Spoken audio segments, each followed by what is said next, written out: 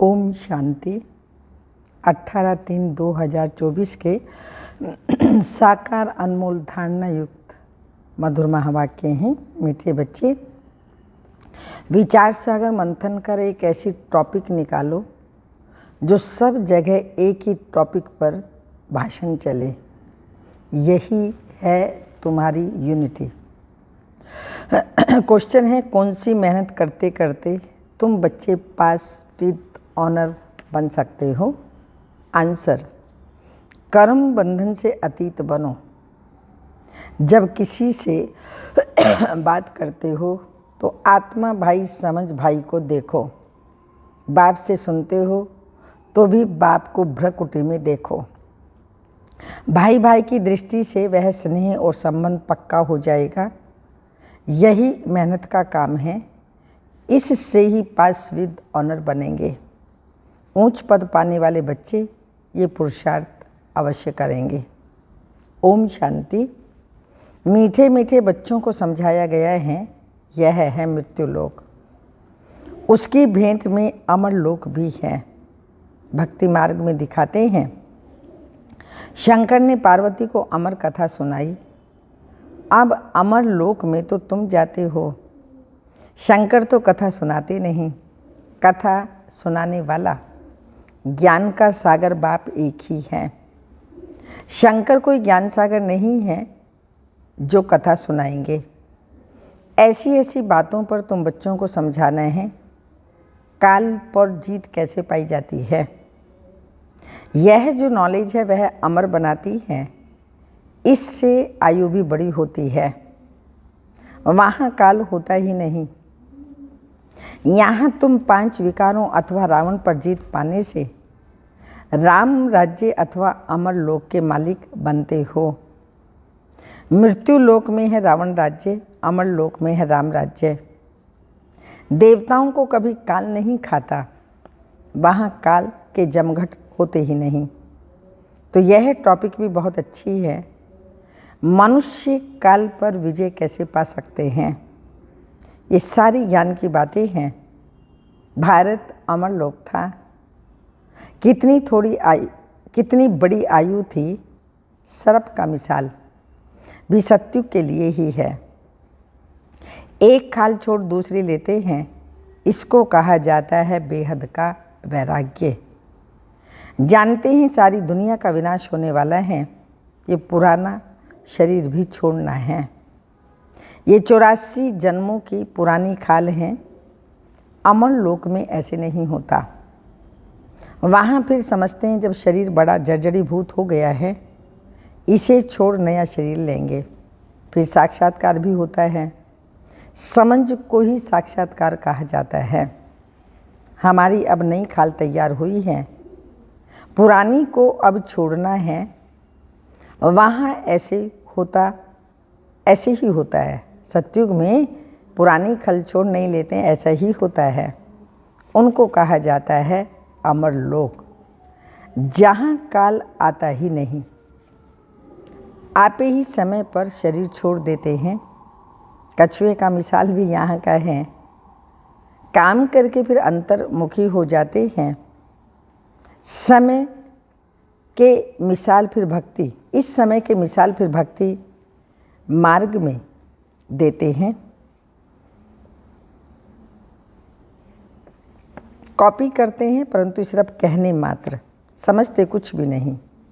अभी तुम तो समझते हो राखी उत्सव, दशहरा, दीपमाला, होली आदि सब इस समय के हैं जो भक्ति मार्ग में चले हैं। तो यह बातें सतयुग में होती नहीं। ये ऐसी टॉपिक लिखो। मनुष्य काल पर जीत कैसे पहन सकते हैं, मृत्यु लोक से अमर लोक में कैसे जा सकते हैं, ऐसी बातों पर समझाने के लिए पहले लिखना पड़ता है। जैसे नाटक की स्टोरी लिखते हैं, आज फलाना नाटक है, तुम्हारी भी पॉइंट की लिस्ट हो, आज इस टॉपिक पर समझाया जाएगा। रावण राज्य से दैवी राज्य में कैसे जा सकते हैं। समझानी तो भले एक ही है, परंतु भिन्न भिन्न टॉपिक सुनने से खुशी होगी। कि बेहद के बाप से बेहद का वर्षा कैसे मिलता है। जैसे सन्यासियों का अखबार में पढ़ता है, आज 125वां यज्ञ रचा है, उसमें यह सुनाएंगे। यहाँ तो बाप कहते हैं, मैं एक ही बार यज्ञ रचता हूँ। संगम युग पर ये अविनाशी रुद्र ज्ञान यज्ञ शिव बाबा एक ही बार रचते हैं, जिसमें सारी पुरानी दुनिया स्वाहा हो जाती है। वह तो बहुत यज्ञ रचते हैं, जल्लूस आदि भी निकालते हैं।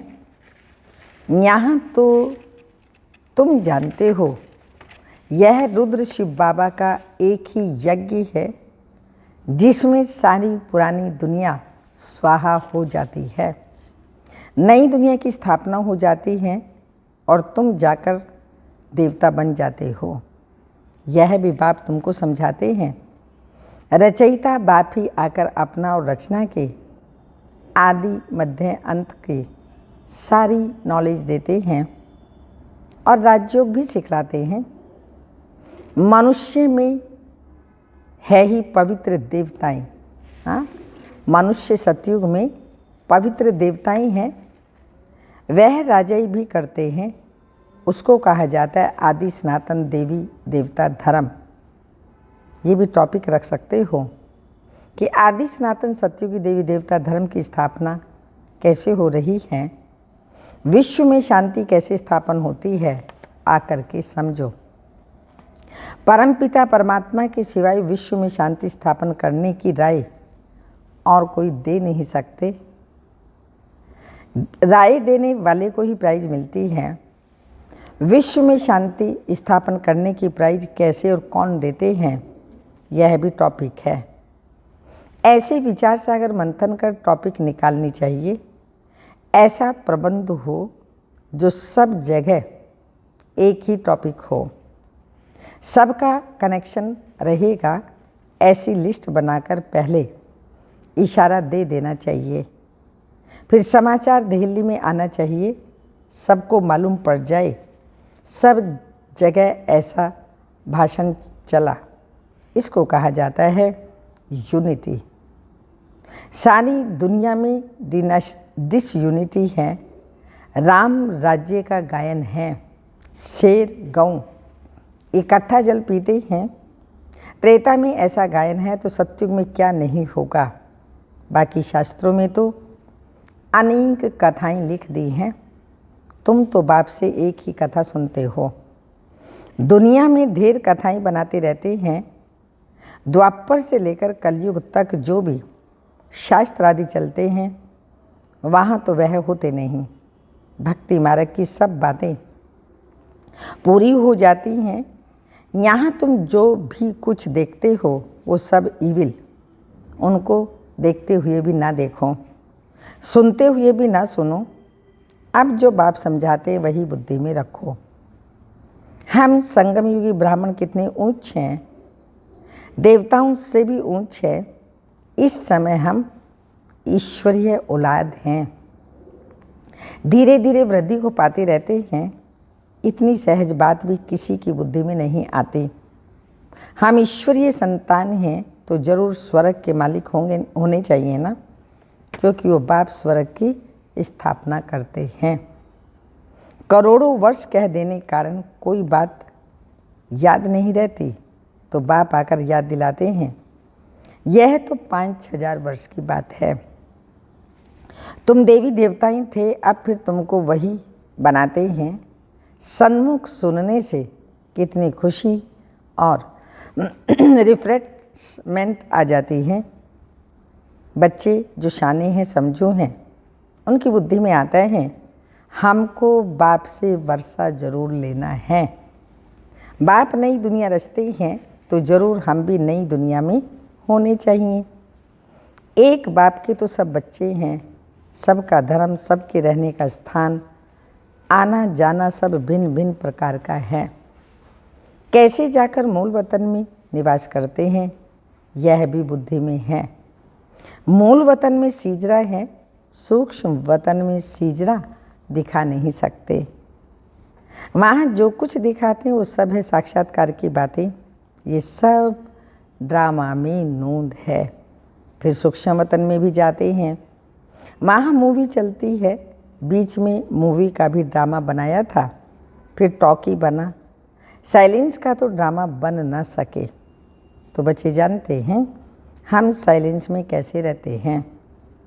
जैसे वहाँ आत्माओं का सिजरा वैसे यहाँ मनुष्यों का है। तो ऐसी ऐसी बातें बुद्धि में रख तुम भाषण कर सकते हो।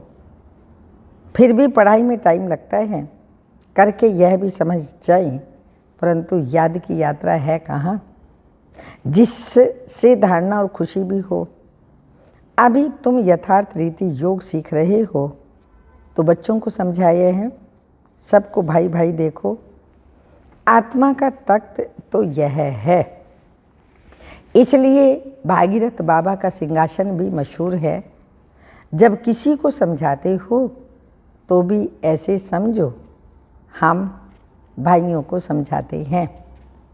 यही दृष्टि रहे, इसमें ही भारी मेहनत है। मेहनत से ही ऊंच पद मिलता है। बाप भी ऐसे देखेंगे। बाप की नज़र भी भ्रकुटी के बीच में जाएगी। आत्मा तो छोटी बिंदी है, सुनती भी वही है। तुम बाप को भी भ्रकुटी के बीच देखेंगे। बाबा भी यहाँ हैं तो भाई ब्रह्मा की आत्मा भी यहाँ हैं। ऐसी बुद्धि में रहने से तुम भी जैसे ज्ञान सागर के बच्चे ज्ञान सागर बन जाते हो। तुम्हारे लिए तो बहुत सहज है, ग्रस्त व्यवहार में रहने वालों के लिए ये अवस्था जरा मुश्किल है। सुनकर घर चले जाते हैं, वहाँ का वातावरण और है, यहाँ सहज है। बाबा युक्ति बहुत सहज बताते हैं। अपने को आत्मा समझो, बाप को याद करो, यह भी भाई है। इस दृष्टि से कर्म बंधन से अतीत हो जाएंगे। शरीर भी भूल जाता है, सिर्फ बाप ही याद रहता है। इसमें मेहनत करते रहेंगे तब पास विद ऑनर होंगे। ऐसी अवस्था में बिरला ही कोई रहता है। विश्व का मालिक भी वही बनते हैं। 8 रत्नों की माला है ना, तो पुरुषार्थ करना है। ऊंच पद पाने वाले कैसे भी करके पुरुषार्थ जरूर करते हैं। इसमें दूसरी कुछ भी बातें निकलती नहीं हैं। भाई भाई की दृष्टि, स्नेह और संबंध हो जाता है। दृष्टि वह जम जाती है। इसलिए बाप कहते हैं तुमको बहुत गुह्य बातें सुनाता हूँ। इसमें अभ्यास करना मेहनत का काम है। यहाँ भी बैठे हो तो अपने को आत्मा समझो। आत्मा ही सुनती है। सुनने वाली आत्मा को तुम देखते हो। मनुष्य तो कह देते हैं आत्मा निर्लेप है, बाकी क्या शरीर सुनता है? ये तो रॉन्ग है। बाप तुमको गुह्य बातें सुनाते हैं। मेहनत तो बच्चों को ही करनी है। जो कल्प पहले बने थे वह मेहनत जरूर करेंगे, अपना अनुभव भी सुनाएंगे। ऐसे हम सुनता और सुनाता हूँ, ये आदत पड़ गई है। आत्मा को ही सुनाते हैं मन मना भव, फिर वह उनको कहते हैं मन मना भव, अर्थात बाप को याद करो। यह गुप्त मेहनत है। जैसे पढ़ाई भी एकांत में झाड़ के नीचे जाकर के पढ़ते हैं, वह है स्थूल बात। यह तो प्रैक्टिकल करने की बात है। दिन प्रतिदिन तुम्हारी यह प्रैक्टिस बढ़ती जाती है। तुम नई नई बातें सुनते हो ना, जो तुम अभी सुनते हो वह फिर नए नए आकर सुनेंगे। कोई कहते हैं हम देरी से आए हैं, अरे तुम तो और ही फर्स्ट क्लास गुह्य बातें सुनते हो। जो पुरुषार्थ करने से ही ऊंच पद मिलता है और ही अच्छा है। माया तो पिछाड़ी तक छोड़ती ही नहीं। माया की लड़ाई चलती रहेगी जब तक तुम जीत पहनो, फिर अनायास ही तुम चले जाएंगे। जो जितना याद करेंगे समझेंगे हम जाते हैं बाप के पास, तो शरीर छोड़ देते हैं। माया ने देखा ऐसे ब्रह्म में लीन होने का लक्ष्य रखने वाले जब शरीर छोड़ते हैं तो सन्नाटा हो जाता है। बाकी मोक्ष तो कोई को पता ही नहीं है, ना ही वापस जाते हैं। नाटक में तो सब एक्टर्स चाहिए ना, अंत में सब आ जाते हैं। जब एक ही नहीं रहेगा तब वापस जाएंगे। जो भी मनुष्य मात्र हैं सब चले जाएंगे, बाकी थोड़े बचेंगे। वह कहेंगे सबको सी ऑफ किया। इस समय सत्य की स्थापना हो रही है। कितने करोड़ों मनुष्य हैं, सबको हम सी ऑफ कर फिर अपनी राजधानी में चले जाएंगे। वह लोग तो करके 40-50 को सी ऑफ करते होंगे, तुम कितने को सी ऑफ करते हो? सभी आत्माएं मच्छरों सदस्य चली जाएंगी शांति धाम। तुम आए हो साथ ले जाने और सबको भेजने के लिए। तुम्हारी बात वंडरफुल है। इतने करोड़ों मनुष्य जाएंगे, उनको सी ऑफ करेंगे ना, सब वापस मूल वतन में चले जाएंगे। यह भी तुम्हारी बुद्धि ही काम करती है। धीरे धीरे सीजरा बड़ा हो जाएगा, फिर रुंडमाला रुद्रमाला बन जाएगी। ये बात तुम्हारी बुद्धि में है कि रुद्रमाला रुंडमाला कैसे बनती है। तुम्हारे में भी जो विशाल बुद्धि है वही इस बात को समझ सकते हैं। अनेक प्रकार से बाप समझाते रहते हैं याद करने के लिए। हम रुद्रमाला में जाकर रुंडमाला में आएंगे, फिर नंबरवार आते रहेंगे। कितनी बड़ी रुद्रमाला बनती है। हम ज्ञान को कोई भी नहीं जानते, इस ज्ञान को और कोई भी नहीं जानते। शुरू से लेकर इस ज्ञान को कोई जानते ही नहीं। तुम संगम युगी ब्राह्मण ही जानते हो। इस संगम युग को याद करो तो सारी नॉलेज बुद्धि में आ जाएगी। तुम हो लाइट हाउस, सबको ठिकाने पर लगाने वाले। तुम कैसे अच्छे लाइट हाउस बनते हो? ऐसी कोई बात नहीं जो तुमसे लागू ना होती हो। तुम सर्जन भी हो, श्राप भी हो, धोबी भी हो। सभी खुशियाँ, खूबियाँ, विशेषताएं तुम्हारे अंदर आ जाती हैं। महिमा तुम्हारी भी हो जाती है, परंतु नंबर वार पुरुषार्थ अनुसार जैसे जैसे कर्तव्य करते हो ऐसा ऐसा गायन होता है। बाप तो डायरेक्शन देते हैं, उस पर विचार सागर मंथन करना, सेमिनार करना तुम बच्चों का काम है। बाबा कोई मना नहीं करते हैं। अच्छा, बहुत सुनाने से क्या फ़ायदा? बाप कहते हैं मन मना भव। बाबा तुम्हें कितना त्रावटी माल खिलाते हैं। अच्छा, मीठे मीठे सिक्के दे बच्चों प्रति माता पिता बाप दादा का याद प्यार। Good morning, diamond morning. रूहानी बाप की रूहानी बच्चों को नमस्ते। हम रूहानी बच्चों की माता पिता बाप दादा को याद प्यार, गुड मॉर्निंग, डायमंड मॉर्निंग, ओम नमस्ते। धारणा के लिए मुख्य सार हैं सदा यह नशा रहे कि हम संगमयुगी ब्राह्मण देवताओं से भी उच्च हैं, क्योंकि अभी हम ईश्वरीय औलाद हैं। हम मास्टर ज्ञान सागर हैं। सभी खूबियाँ इस समय हमारे में भर रही हैं। सेकंड पॉइंट, जो बाप समझाते हैं वही बुद्धि में रखना है। बाकी कुछ भी सुनते हुए ना सुनो, देखते हुए ना देखो। Hear no evil, see no evil, आदि आदि वरदान।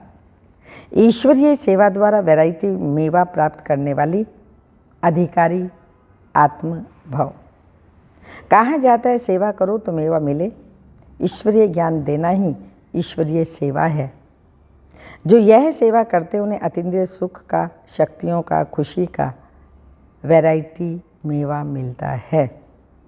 आप ब्राह्मण ही इसके अधिकारी हो, क्योंकि आपका काम ही है ईश्वरीय पढ़ाई पढ़ना और पढ़ाना, जिससे ईश्वर के बन जाएं। तो ऐसी ईश्वरीय सेवा करने से ईश्वरीय फल के अधिकारी बन गए। इसी नशे में रहो। स्लोगन, बाप के साथ रहकर कर्म करो तो डबल लाइट रहेंगे।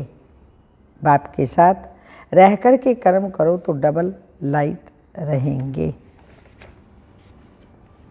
अव्यक्त इशारा, बेगमपुर का बादशाह अर्थात सर्व खुशियों के खजाने का मालिक।